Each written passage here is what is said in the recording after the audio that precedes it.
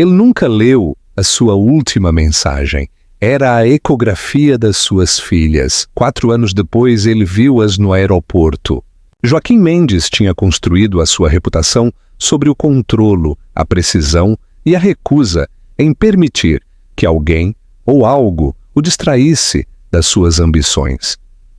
Cada dia da sua vida era uma atuação cuidadosamente orquestrada, um equilíbrio de sucessos e aquisições que não deixava espaço para a fraqueza. O seu telemóvel, sempre a vibrar com mensagens e notificações, era uma extensão desse mundo, cada palavra filtrada, cada conversa calculada pelo seu valor potencial. Assim, quando uma mensagem de Cláudia apareceu no seu ecrã naquela noite, a sua reação foi quase automática. Ele olhou para o nome dela, sentiu o agudo desconforto da discussão que eles tinham tido pela última vez, e, sem a abrir, colocou o telemóvel virado para baixo sobre a secretária, ao lado de uma pilha de contratos que esperavam pela sua assinatura. Na sua mente, o que ela tivesse para dizer podia esperar. Ou talvez não importasse de todo. Ele tinha se convencido de que ela era parte de um capítulo que já estava a fechar, uma distração do império que ele ainda estava a construir. O que ele não percebeu foi que esta não era apenas mais uma mensagem numa longa cadeia de conversas inconclusivas. Esta continha uma imagem que poderia ter despedaçado os muros que ele tinha construído à sua volta, uma revelação de um futuro que ele nunca se tinha permitido imaginar. Lá dentro estava a ecografia, linhas em preto e branco que formavam figuras frágeis e milagrosas, a prova das filhas que ele já tinha e que se recusava a conhecer.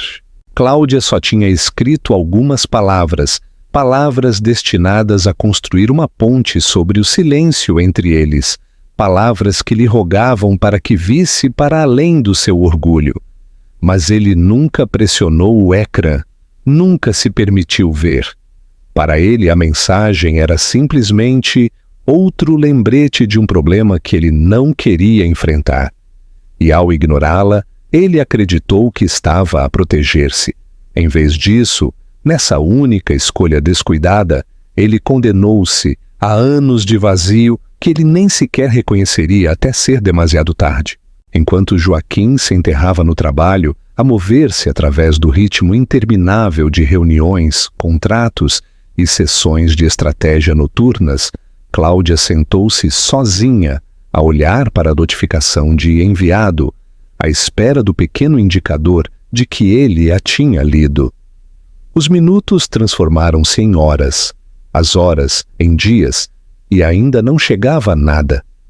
Cada manhã ela acordava com a esperança de uma resposta, algum sinal de que ele tinha aberto o seu coração o suficiente para entender. Mas o silêncio que regressava era mais alto do que qualquer palavra. Ela pôs a mão sobre a sua barriga, a sussurrar às vidas que cresciam dentro dela, a prometer-lhes que nunca se sentiriam abandonadas, que nunca cresceriam a acreditar que não eram desejadas. A ausência da sua resposta disse-lhe tudo o que ela precisava de saber. Joaquim, por sua vez, não pensou muito nisso. Ele disse a si mesmo que tinha feito a coisa certa ao ignorá-la, que ele não podia deixar-se arrastar por enredos emocionais que o enfraqueceriam. Ele acreditava que uma mensagem não lida não tinha significado, apenas outra tentativa descartada de alguém que já não pertencia ao seu mundo. Ele não se apercebeu da frequência com que os seus pensamentos voltavam a ela a altas horas da noite, ou do quão vazio o silêncio da sua cobertura parecia uma vez que a jornada de trabalho terminava. Ele serviu-se de mais um copo, reviu relatórios e convenceu-se de que era assim que a força se parecia, avançar sem hesitar, sem se arrepender. Ele não tinha ideia de que o arrependimento já estava ali, à espera de florescer, escondido nas palavras e na imagem que ele tinha se recusado a ver. E assim, o tempo seguiu o seu curso. Foram assinados contratos, construídas torres, e os títulos elogiaram a impiedosa eficiência de Joaquim Mendes. No entanto, debaixo de tudo isso, jazia o peso dessa mensagem não aberta. Um peso que ele nem sequer sentiria até ao dia, anos depois, em que visse com os seus próprios olhos as 3 meninas pequenas que o olhavam com os mesmos olhos azuis que ele via cada manhã no espelho. Só então ele entenderia que no momento em que ele virou as costas à mensagem de Cláudia, ele não a tinha apenas ignorado a ela. Ele tinha ignorado as suas filhas e, ao fazê-lo, ele tinha posto em marcha uma história muito mais pesada do que qualquer negócio que ele alguma vez faria. Cláudia sentou-se na beira da sua estreita cama, o brilho do telemóvel ainda a arder nos seus olhos, apesar de o ecrã já se ter apagado há muito tempo. Ela tinha enviado a mensagem com mãos trêmulas a anexar a ecografia e a escrever palavras que lhe tinham custado cada pedaço de coragem que lhe restava. No seu coração, ela acreditava que uma vez que ele a visse, uma vez que Joaquim se apercebesse de que havia mais em jogo do que o seu império ou a sua reputação, algo dentro dele se abriria, e o homem que ela outrora tinha amado ressurgiria. Mas à medida que as horas passavam e não chegava nenhuma resposta, o nó no seu estômago tornou-se mais profundo. Ela atualizava o seu telemóvel uma e outra vez, a olhar para o pequeno ícone que nunca se acendia, o que lhe diria que a mensagem tinha sido lida. Ele permaneceu teimosamente cinzento, e com cada minuto de silêncio que passava, ela compreendia mais claramente do que nunca que estava sozinha. Os dias seguintes foram um turbilhão de emoções. Ao princípio, ela disse a si mesma que tinha que haver uma explicação. Talvez ele estivesse ocupado com reuniões ou a viajar, ou o seu telemóvel tinha se extraviado. Ela agarrou-se a estas desculpas, mas a realidade desgastava-a sem descanso. Joaquim nunca deixava que nada lhe escapasse nos negócios. Ele notava cada detalhe, cada oportunidade, cada ameaça. Se ele tivesse querido ler a sua mensagem, ele tê-lo-ia feito. Se ele tivesse querido responder, ele tê-lo-ia feito. Essa verdade, simples e brutal, era impossível de negar. O homem em quem ela tinha confiado o seu coração, o homem cujos olhos azuis outrora lhe prometeram segurança e pertença, tinha escolhido o silêncio. Cláudia chorou até que o seu corpo lhe doeu, mas quando as lágrimas se foram, a resolução tomou o seu lugar. Ela não rogaria de novo. Ela não enviaria outra mensagem para o vazio. Em vez disso, ela direcionou a sua energia para a sobrevivência, para a preparação das vidas que vinham. Quer Joaquim quisesse, quer não, reconhecê-las. As palavras do médico ainda ressoavam na sua mente. Trigêmeas. 3 pequenos batimentos cardíacos a piscar no ecrã como luzes frágeis.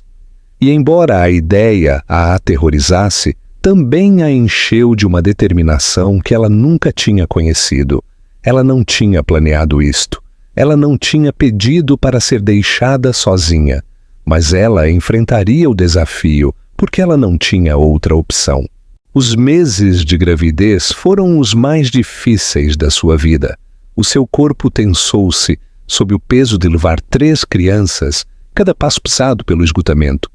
Cada dia, uma batalha contra o medo. Havia noites em que ela acordava a tremer, segura de que ela não conseguiria fazer isto sozinha, segura de que ela desmoronaria sob a pressão. Mas depois, ela pressionava a sua mão contra a sua barriga e sentia o leve agitar do movimento. E a lembrança de por que ela estava a lutar dava-lhe força. Ela trabalhou tanto quanto o seu corpo o permitia, reduzindo as horas quando a tensão se tornava demasiado, a confiar na amabilidade dos vizinhos, na pequena vila para onde ela tinha fugido. Com cada mês que passava, o silêncio de Joaquim tornava-se menos como uma ferida e mais como tecido cicatricial, a endurecer o seu coração, a ensiná-la a valer-se por si mesma, sem depender de mais ninguém. Quando chegou o dia, foi um caos.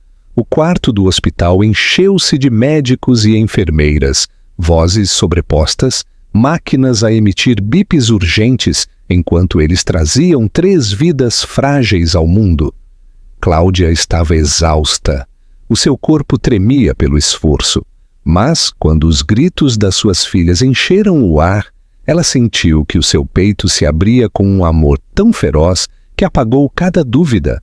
Sílvia, Lara e Diana, 3 meninas idênticas com cabelo escuro e úmido na testa e penetrantes olhos azuis que pareciam brilhar, mesmo sob a luz intensa do hospital. Enquanto ela as segurava contra ela, uma por uma, as lágrimas corriam pelo seu rosto, não de dor, mas de espanto. Ela sussurrou a cada uma que elas eram desejadas, que elas eram amadas, que elas nunca seriam feitas para se sentirem como um fardo. Esses primeiros anos esborrataram-se num estado de noites de insônia, intermináveis mamadas e o constante malabarismo de 3 vidas pequenas que a precisavam completamente. Cláudia trabalhava quando podia, dormia quando podia, e aprendeu a viver à base de pura força de vontade. Cada sorriso das suas filhas fazia com que a luta valesse a pena, cada risinho uma lembrança de que a sua vida ainda tinha luz. Houve momentos de desespero, momentos em que as contas se acumulavam ou a doença batia, quando a solidão a arranhava, mas ela nunca se arrependeu da sua escolha. O silêncio de Joaquim tinha-a forçado a descobrir uma resiliência que ela nunca soube que possuía, e embora a dor da sua rejeição persistisse, ela já não a definia. Para quando as meninas tinham 4 anos, Cláudia tinha criado um mundo para elas cheio de risos e estabilidade, mesmo que ele carecesse de luxos.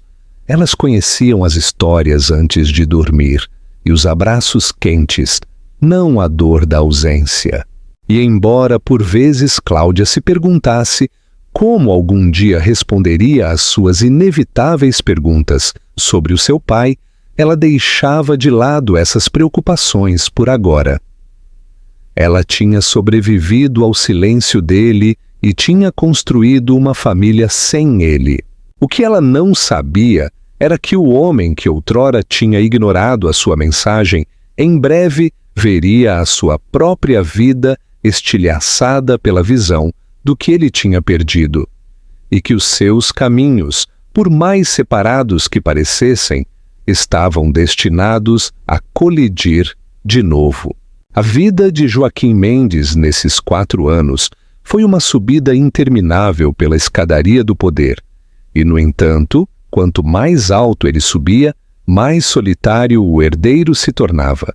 O mundo olhava para ele e via um homem que tinha tudo: riqueza que abrangia continentes, influência que fazia com que os governos atendessem às suas chamadas e uma reputação tão formidável que os rivais raramente se atreviam a atravessá-lo.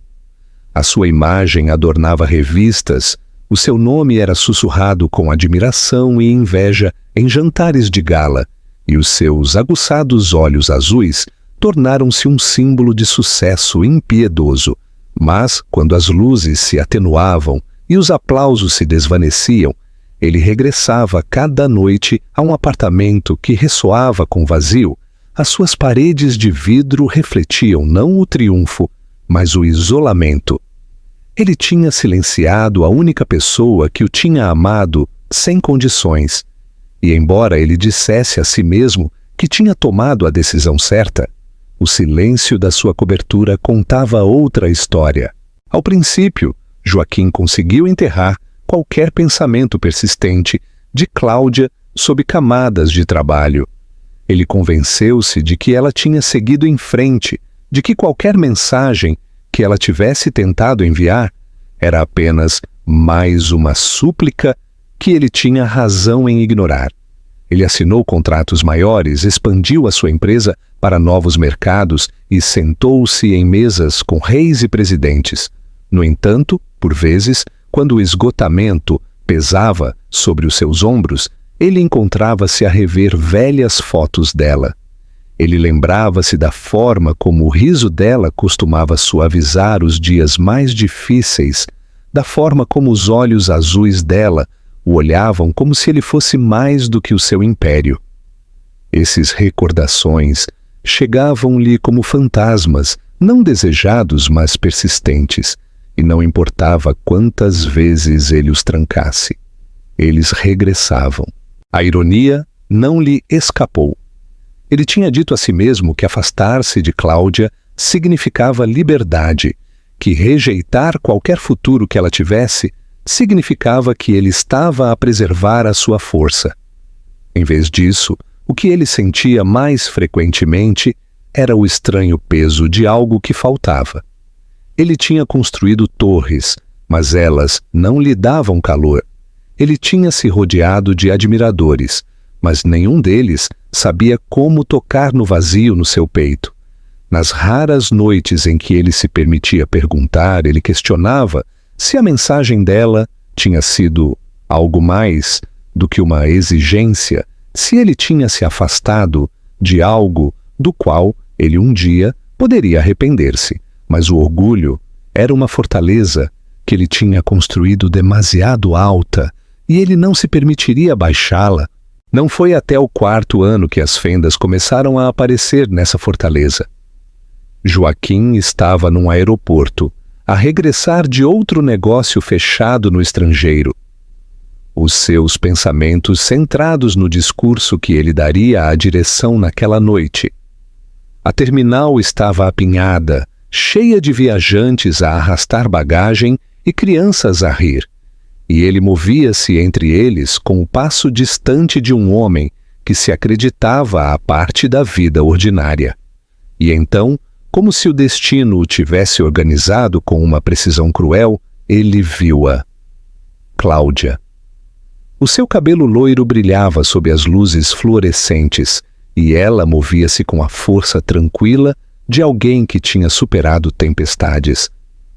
Ele prendeu a respiração, mas antes que ele pudesse processar a visão dela, os seus olhos pousaram nas 3 pequenas figuras que caminhavam ao seu lado. 3 meninas pequenas, não mais de 4 anos, de mãos dadas enquanto seguiam a sua mãe. O cabelo delas era escuro, os seus rostos quase idênticos, e quando uma delas o olhou, Joaquim congelou. Ele conhecia aqueles olhos. Eram os seus. 3 pares de penetrantes olhos azuis olharam para ele com inocente curiosidade, e nesse momento, os muros da sua vida cuidadosamente construída desmoronaram-se. A mensagem não lida chocou na sua memória como um golpe, e a verdade que ele tinha negado durante anos estava à sua frente, inegável e viva. Estas não eram coincidências, não eram estranhas, eram as suas filhas. Pela primeira vez na sua vida adulta, Joaquim sentiu que os seus joelhos se enfraqueciam. O homem que podia negociar negócios multimilionários com uma calma inabalável, de repente, encontrou-se incapaz de respirar. Ele tinha perdido tudo, as primeiras palavras delas, os primeiros passos, os primeiros anos de vida delas, e nenhuma quantidade de poder ou riqueza podia fazer o tempo voltar atrás. O seu peito apertou-se à medida que a culpa, aguda e asfixiante, o invadia. Ele lembrou-se de cada desculpa que ele tinha posto, de cada razão que ele tinha usado para justificar o seu silêncio. E ele apercebeu-se do quão insignificantes elas eram agora. Ele não tinha apenas ignorado Cláudia, ele tinha abandonado as suas próprias filhas. O olhar de Cláudia encontrou o seu, e a expressão nos seus olhos foi suficiente para o cortar até os ossos. Não havia doçura ali, nem calor. Apenas uma fúria tranquila e cautelosa, nascida de 4 anos de sobrevivência sem ele. Ela apertou as mãos das suas filhas, a sua postura protetora, como se as estivesse a proteger do mesmo homem que lhes tinha dado a vida. Joaquim queria falar, explicar, rogar, mas as palavras ficaram-lhe presas na garganta. Tudo o que ele podia fazer era ficar ali no meio do movimentado aeroporto, a ver a família que ele tinha deitado fora a passar ao seu lado como se ele não fosse mais do que um estranho. Nessa noite, muito depois de ter regressado ao seu estéril apartamento, Joaquim sentou-se sozinho na escuridão, o seu reflexo na janela fraturado pelas luzes da cidade. Os rostos das meninas assombravam-no, o cabelo delas, os olhos delas, a forma como elas se tinham agarrado à sua mãe. Pela primeira vez em anos ele admitiu a verdade, a que ele tinha enterrado. O seu império não significava nada sem elas, e embora ele ainda não soubesse como, ele jurou a si mesmo que não se afastaria de novo. As filhas que ele tinha se recusado a ver tinham-no encontrado, e agora ele faria o que fosse preciso para ganhar nem que fosse uma pitada da confiança delas. Joaquim não conseguia apagar a imagem do aeroporto da sua mente.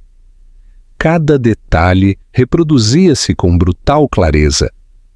A forma como a mão de Cláudia se tinha apertado à volta das 3 pequenas, a parede protetora que ela tinha construído com o seu corpo assim que o viu, e os penetrantes olhos azuis das meninas que lhe tinham parado o coração com um único olhar.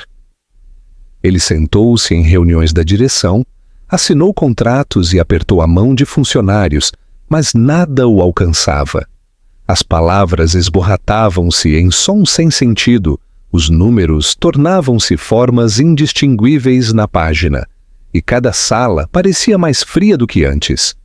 Pela primeira vez em anos, Joaquim sentiu-se impotente, e isso aterrorizou-o mais do que qualquer aquisição hostil ou escândalo iminente. À noite, quando o silêncio enchia a sua cobertura, ele servia-se de um copo após o outro, mas não encontrava consolo no ardor do caro uísque escocês. Em vez disso, ele olhava para o reluzente horizonte, a lembrar-se da forma como uma das meninas tinha inclinado a cabeça, a estudá-lo com inocente curiosidade. Esse olhar desarmou-o mais do que a fúria de Cláudia. Não era julgamento, não era ódio, era simples, um espanto infantil, e, no entanto, ele trazia consigo um peso que o esmagava. Ela não sabia quem ele era, mas ela tinha visto algo nele, algum brilho de reconhecimento que ia para além do sangue. Ele outrora tinha se convencido de que romper os laços com Cláudia era para proteger a sua liberdade, para se certificar de que ele nunca se veria enfraquecido por obrigações emocionais. Mas agora, parado no precipício desta revelação, ele apercebeu-se de que a liberdade não tinha sido mais do que uma jaula. Ele tinha se trancado dentro do seu império, e do outro lado das grades tinham crescido 3 vidas que lhe pertenciam. Os dias subsequentes ao encontro no aeroporto tornaram-se um tormento. Joaquim encontrava desculpas para passar pela mesma terminal com a esperança de as ver de novo, embora ele soubesse que era pouco provável. Ele ordenou a investigadores privados que descobrissem onde Cláudia vivia, no que a sua vida se tinha tornado, e em questão de dias, ele teve as respostas ordenadas de forma limpa, numa pasta sobre a sua secretária. Ele ficou a olhar para as fotografias mais tempo do que ele deveria. A sua garganta apertou-se enquanto ele estudava a vida que ela tinha construído sem ele. Havia uma casa pequena com pintura a descascar, um carro modesto estacionado em frente e 3 meninas a brincar no quintal. os seus risos capturados em imagens congeladas. Cláudia estava entre elas, o seu cabelo apanhado num simples coque, o seu rosto marcado pela fadiga, mas também radiante de uma maneira que nenhuma fotografia dele jamais tinha sido. Atingiu-o com uma força cruel que ela o tinha feito sozinha, sem o seu dinheiro, sem o seu apoio, sem sequer o seu reconhecimento, e ela tinha tido sucesso onde ele tinha falhado. Ela tinha construído uma família. A culpa roía-o sem descanso. Ele lembrou-se das últimas palavras que ele lhe tinha dito, a indiferença com que ele tinha despedido os seus medos, o orgulho que o tinha levado a ignorar a sua mensagem. Ele tinha se acreditado invencível então, intocável, como se o dinheiro e o poder o pusessem acima das responsabilidades dos homens comuns. Agora ele entendia que ele não se tinha elevado acima de nada. Ele simplesmente tinha caído mais, num vazio que o deixava oco e amargurado. Ele tinha pensado que a ambição o protegeria, mas na realidade ela tinha-lo despojado da única coisa que importava, e o que o tornava pior era que o dano não podia ser desfeito. Aquelas meninas tinham vivido 4 anos sem ele. Elas tinham dito as suas primeiras palavras, dado os seus primeiros passos, celebrado aniversários e festividades apenas com a sua mãe ao seu lado. Ele tinha perdido tudo, e nada do que ele fizesse poderia devolvê-lo. Uma noite, incapaz de suportar o silêncio por mais tempo, Joaquim conduziu até ao bairro onde Cláudia vivia. Ele estacionou rua abaixo, o seu carro caro a brilhar desconfortavelmente entre os veículos modestos alinhados ao longo do passeio. Das sombras, ele observou-as.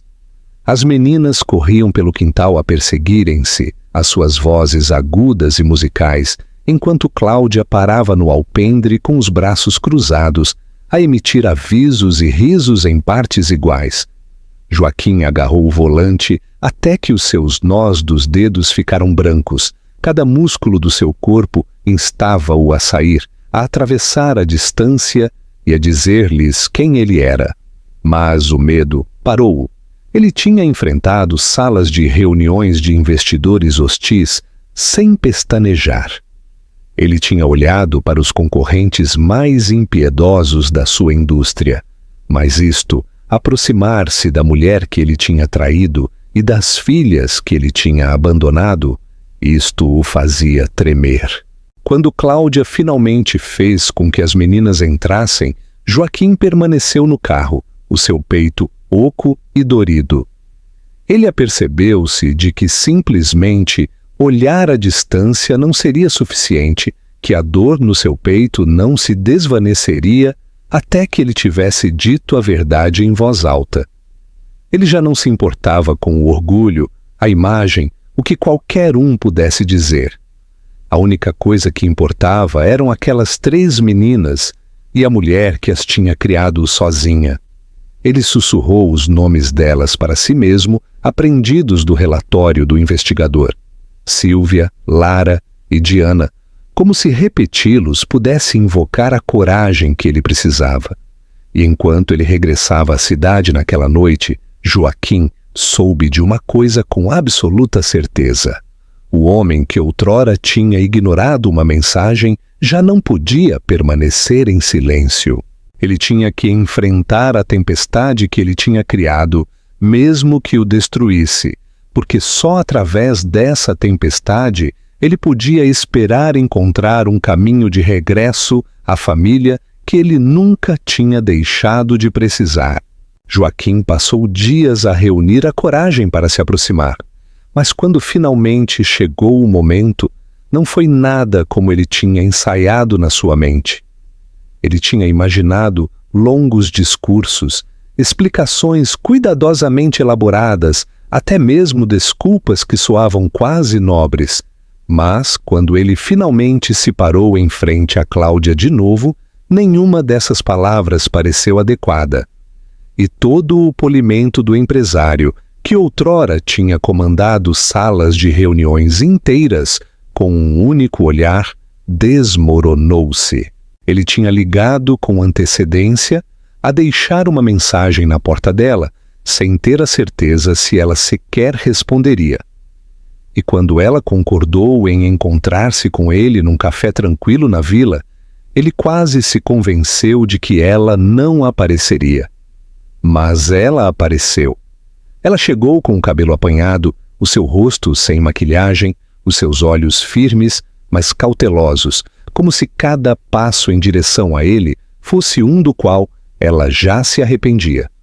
O silêncio entre eles na mesa era denso, e Joaquim lutou para encontrar palavras que não soassem como desculpas. Cláudia, no entanto, não lhe deu a oportunidade de estabelecer os termos. Ela inclinou-se para a frente, a sua voz tranquila, mas aguda, enquanto fazia a pergunta que lhe tinha ardido durante 4 longos anos. «Por que é que tu não a leste?» Por um momento, Joaquim não conseguiu respirar. Todo o seu corpo se tensou, como se o peso do passado se tivesse desmoronado sobre ele num único instante. Ele abriu a boca e fechou-a de novo, a perceber-se de que nada do que ele pudesse dizer apagaria a verdade do que ele tinha feito. Ainda assim, ele forçou as palavras a sair. Ele admitiu que ele tinha sido um cobarde, que o seu orgulho o tinha feito acreditar que ele podia simplesmente ignorar as partes da vida que o assustavam, que ele tinha pensado que fingir que o problema não existia o faria desaparecer. A sua voz partiu-se enquanto ele confessava que ele tinha se enganado, que não tinha passado um dia, desde o aeroporto em que ele não tivesse sido assombrado pelos olhos das suas filhas a olhá-lo. Cláudia ouviu sem interromper, com os braços cruzados, a sua expressão ilegível. Quando ele finalmente terminou, ela abanou a cabeça lentamente. «Tu não podes aparecer agora e esperar que eu te abra a porta só porque tu te arrependes», disse. As suas palavras eram firmes, mas Joaquim pôde ouvir o tremor de velhas feridas debaixo delas. «Eu estive sozinha em cada consulta com o médico, sozinha naquele quarto de hospital quando elas nasceram, sozinha em cada noite de insônia, cada joelho esfolado, cada pergunta que eu não sabia como responder. Tu não estavas lá, e elas não sabem que tu existes. Tu entendes o que isso significa?» As suas palavras cortaram-no mais profundamente do que qualquer derrota corporativa, e pela primeira vez, Joaquim sentiu todo o peso dos anos que ele tinha perdido. Ele tentou explicar que ele não queria apagar a força dela ou fingir que ele podia desfazer o passado, mas que ele queria começar, embora tarde, a estar presente nas vidas das suas filhas. Ele disse-lhe que ele não tinha nada atrás do que se esconder, que o seu dinheiro e o seu poder se sentiam sem sentido sem elas, e que ele daria tudo se isso significasse uma única oportunidade para ganhar a confiança delas. A sua voz partiu-se quando ele acrescentou que ele não lhe estava a pedir para o perdoar pelo que ele lhe tinha feito, porque ele sabia que algumas feridas nunca poderiam ser curadas. Mas ele rogou-lhe para que não castigasse as meninas, impedindo-as de conhecer o seu pai. A conversa tornou-se acalorada. Os olhos de Cláudia encheram-se de lágrimas, não de fraqueza, mas de raiva e esgotamento. Ela acusou-o de tentar reclamar um lugar numa história que ele tinha abandonado, de pensar que ele podia entrar e ser um pai depois de anos de silêncio. Joaquim não discutiu. Ele deixou que a raiva dela se derramasse sobre ele, porque ele sabia que ela merecia cada palavra. Durante anos ele tinha vivido sem ser tocado pelas consequências, sempre um passo à frente de qualquer um que se atrevesse a desafiá-lo. Mas aqui, em frente a Cláudia, ele sentou-se despojado de todas as defesas, exposto de uma maneira que o fazia sentir mais pequeno do que ele nunca tinha sido. Eventualmente, quando a tempestade da sua fúria acalmou, um frágil silêncio caiu entre eles. Cláudia secou as bochechas e disse suavemente: "Elas nem sequer sabem o que é um pai. Para elas é apenas uma palavra. Se tu quiseres mudar isso, não sou a mim que tu tens que convencer. São a elas, e é melhor que tu estejas pronto para lutar mais arduamente por elas do que por qualquer outra coisa na tua vida." Ela levantou-se para ir embora. A sua mão apertou-se à volta da alça da sua mala e Joaquim soube que ela lhe estava a dar algo raro, uma oportunidade, por mais escassa que fosse, para provar o seu valor. Nessa noite, Joaquim deitou-se acordado na sua cobertura, a olhar para o teto enquanto as suas palavras se repetiam na sua mente. Pela primeira vez em anos, ele sentiu uma estranha classe de clareza. O seu império poderia desmoronar-se, a sua fortuna poderia desaparecer, e nada disso importaria em comparação com a oportunidade de estar ao lado das suas filhas. Ele sabia que o caminho pela frente não seria rápido nem fácil.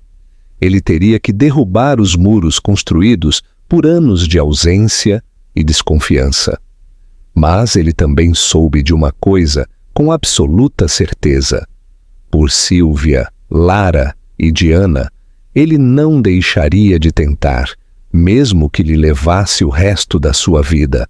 O primeiro intento real de Joaquim de entrar na vida das suas filhas chegou num sábado de manhã, um desses dias nítidos de princípio de outono, quando o ar trazia tanto calor como frio. Cláudia tinha concordado a contragosto em deixá-lo conhecê-las, não em privado, mas num parque cheio de gente, onde a segurança da distância estava sempre disponível para ela se as coisas se tornassem demasiado tensas.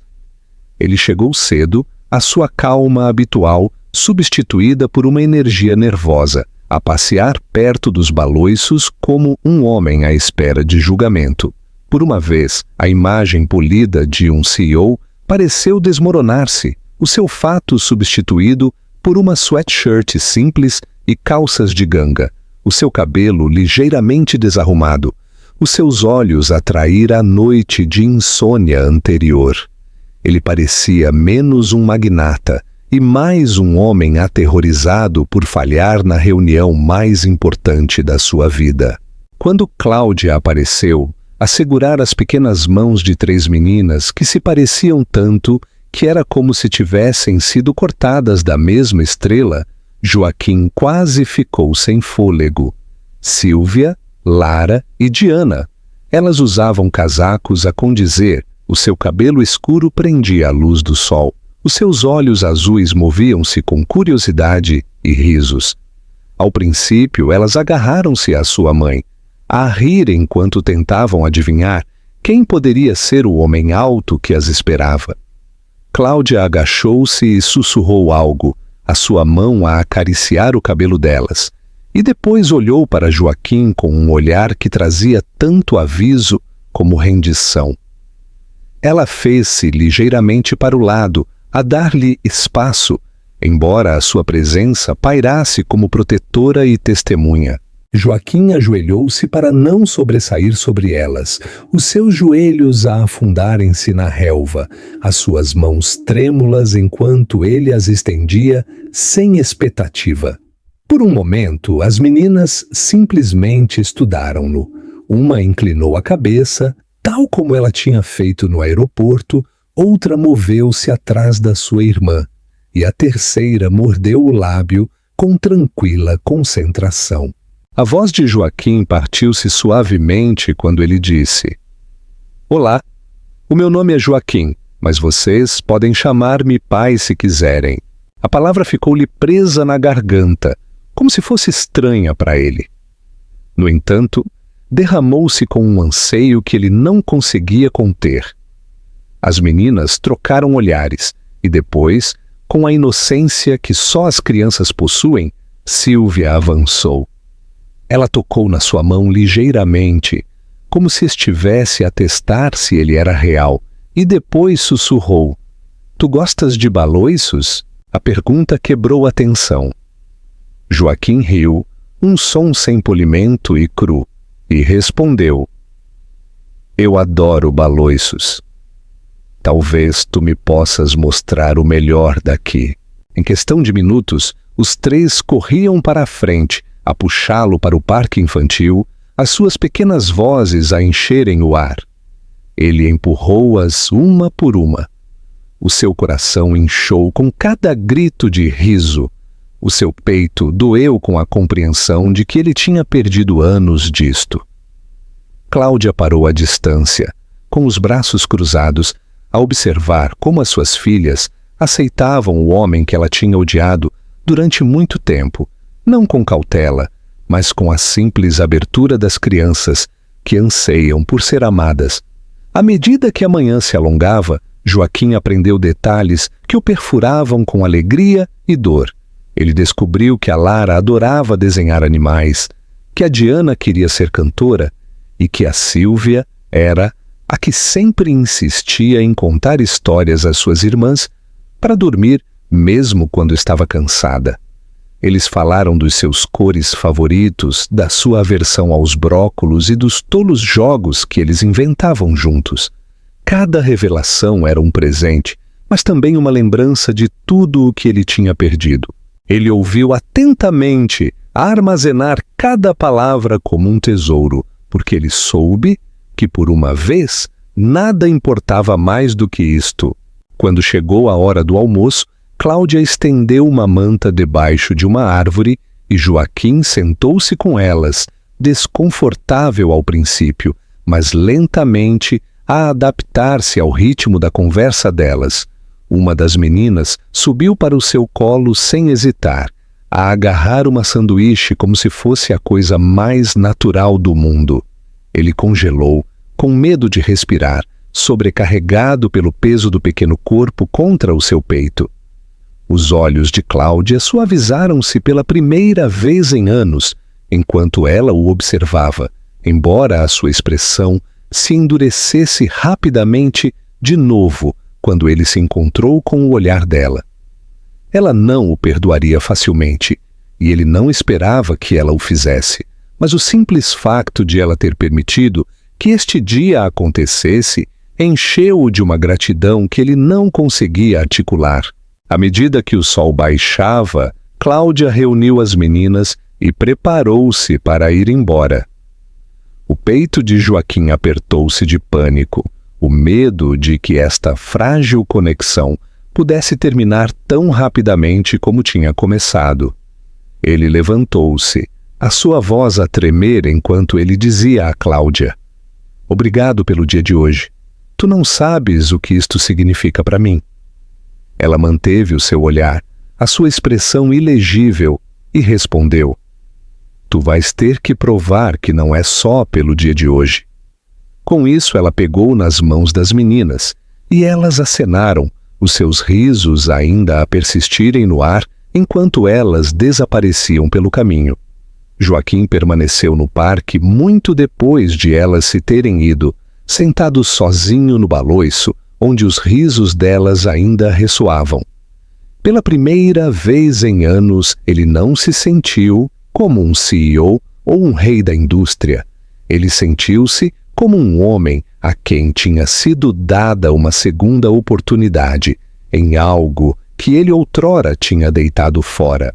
E enquanto ele olhava para o baloiço vazio a balançar suavemente com a brisa, ele jurou que não deixaria que esta oportunidade lhe escapasse das mãos.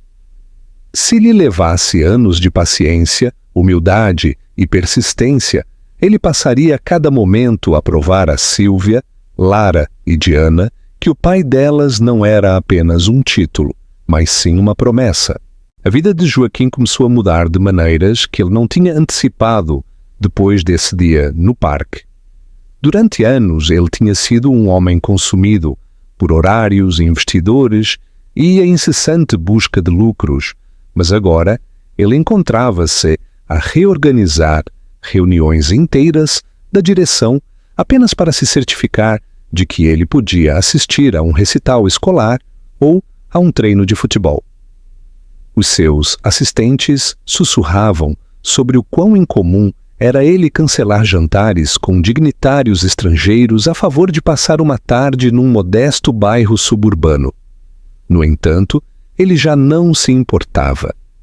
Ele descobriu que o poder já não tinha o mesmo peso que antes, porque cada vez que ele entrava naquele pequeno mundo que Cláudia tinha construído, ele percebia que era aqui onde a vida realmente acontecia. Os arranha-céus que ele tinha construído pareciam mais pequenos em comparação com a alegria que ele sentia quando 3 pares de olhos azuis se iluminavam com a sua chegada. Ainda assim, o caminho não foi fácil. Cláudia manteve-se cautelosa, muitas vezes de pé com os braços cruzados, como se lhe estivesse a lembrar com cada gesto que a sua confiança não era um prêmio que se ganhava facilmente. Ela observava-o de perto, a testar a sua paciência, à espera de ver se a sua persistência era genuína ou apenas mais uma atuação como as que ele tinha dominado no mundo corporativo. Joaquim não lutou contra o seu escrutínio. Ele aceitou-o, sabendo que ele tinha merecido cada pedaço da sua suspeita. Quando ela lhe disse que ele podia juntar-se a elas para o jantar, mas apenas se ele não trouxesse nada além de si mesmo, sem presentes extravagantes, sem tentativas de comprar afeto, ele obedeceu. Naquela noite, ele sentou-se na sua mesa de madeira, gasta a comer esparguete com as suas filhas, a rir quando uma delas entornou molho na sua camisa e a aperceber-se de que esta refeição simples e imperfeita significava mais do que qualquer banquete a que ele alguma vez tinha assistido. Lara, a sua mão direita na empresa, também notou a mudança.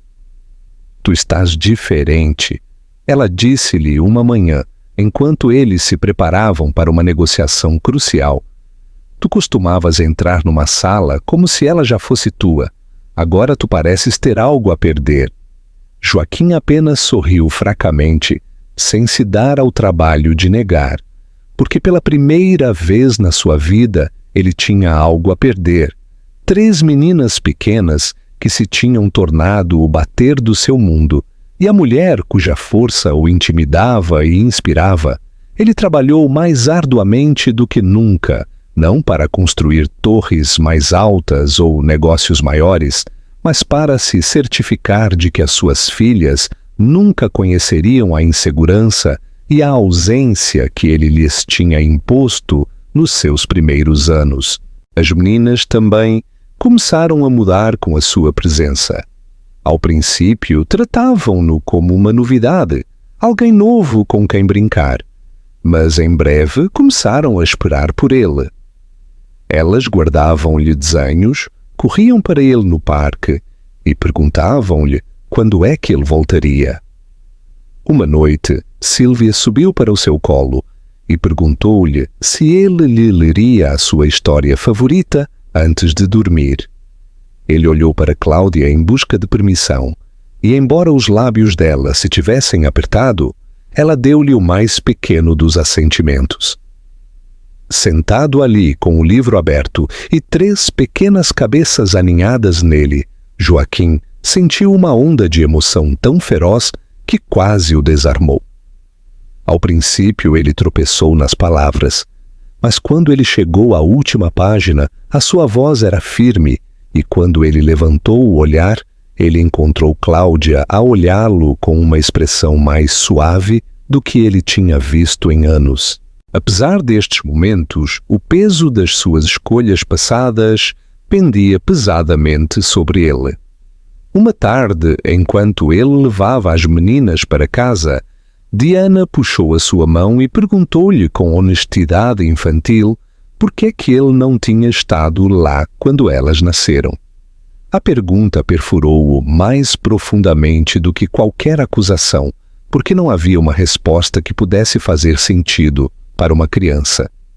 Ele desfez-se, as lágrimas a ameaçá-lo, e sussurrou: porque eu cometi um erro, o pior erro da minha vida.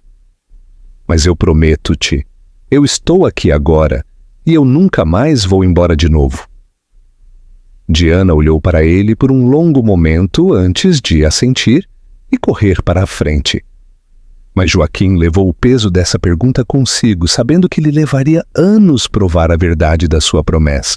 À medida que as semanas passavam, Cláudia começou a notar as pequenas consistências no seu comportamento. Ele aparecia quando ele dizia que o faria. Ele nunca se queixava quando as meninas lhe pediam o seu tempo. Ele aprendeu os detalhes das suas rotinas, a lembrar-se de que peluche cada uma precisava para adormecer, de qual não gostava de brócolos e de qual gostava de ter o seu cabelo entrançado de forma diferente a cada manhã. Estas eram coisas que ele outrora tinha descartado como triviais. No entanto, agora eram sagradas para ele, pequenas peças de prova de que ele finalmente se estava a tornar no homem que ele deveria ter sido desde o princípio.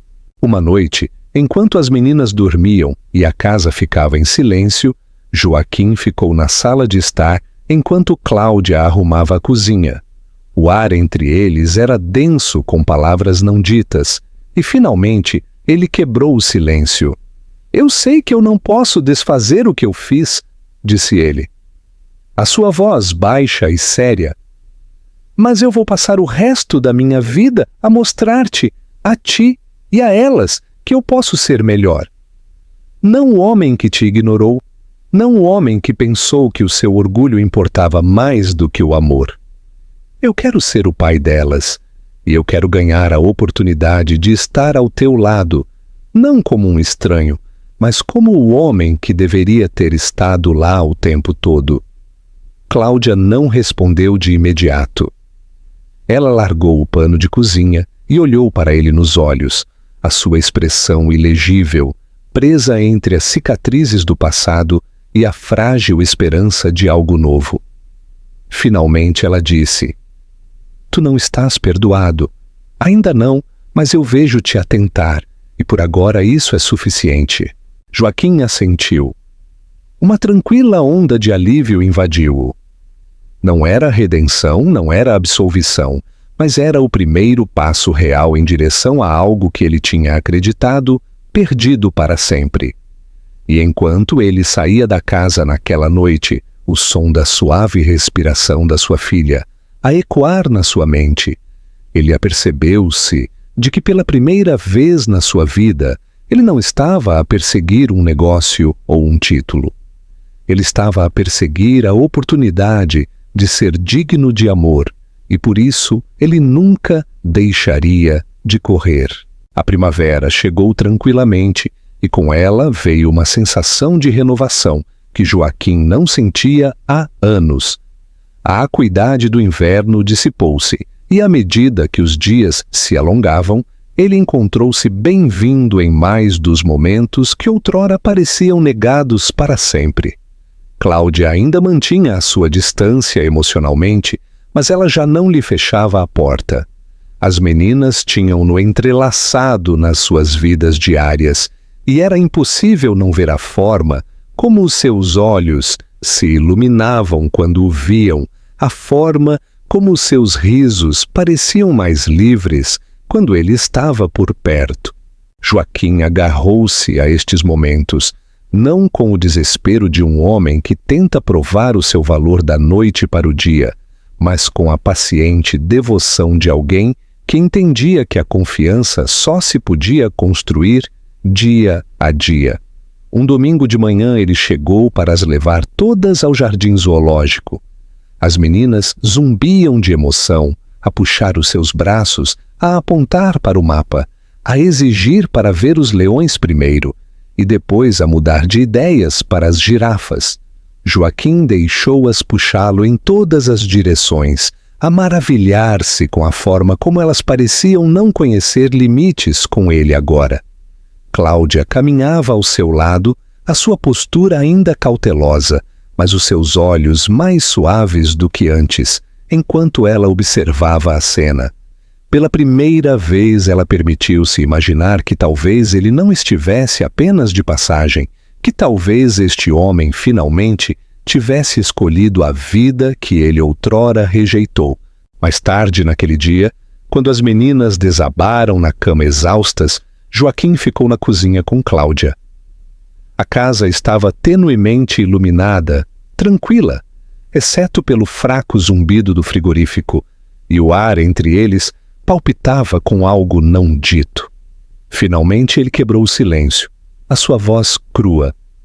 Eu costumava pensar que ser forte significava afastar as pessoas, manter o controle de tudo. Mas agora eu vejo que a força é agarrar-se, mesmo quando te assusta, mesmo quando dói. Eu não quero esconder-me mais. Eu quero estar aqui, com elas, contigo, se tu me deixares. As suas palavras não traziam nenhuma exigência, apenas a verdade, e foi essa honestidade que fez com que o peito de Cláudia se apertasse. Ela estudou-o por um longo momento, a procurar no seu rosto qualquer sinal do homem que outrora se tinha afastado. Em vez disso, ela viu sinceridade gravada em cada linha, arrependimento que ensombrecia os seus olhos e uma espécie de humildade que ela nunca tinha acreditado ser possível para ele. A sua resposta foi tranquila, quase frágil. Eu não sei se eu alguma vez vou poder esquecer o que aconteceu, mas eu vejo a forma como elas te olham, a forma como tu as olhas. Eu vejo-te a aparecer, e talvez isso seja suficiente para começar de novo, não como éramos, mas como algo novo. Para Joaquim, essas palavras eram mais preciosas do que qualquer negócio que ele tivesse assinado, mais valiosas do que os milhares de milhões ligados ao seu nome. Ele assentiu lentamente, com um nó na garganta, e sussurrou: Eu nunca vou parar de o provar. Nas semanas que se seguiram, as suas vidas começaram a entrelaçar-se de maneiras que se sentiam naturais, até inevitáveis. Joaquim aprendeu a entrançar o cabelo com dedos desajeitados, até que as suas filhas se riram e corrigiram os seus erros. Ele queimou panquecas aos domingos de manhã, mas continuou a tentar até que a cozinha se encheu de fumo e risos. Ele ajoelhou-se no chão para ajudar com os quebra-cabeças, sentou-se em festas de chá com animais de peluche e encontrou-se cativado pela magia do seu pequeno mundo.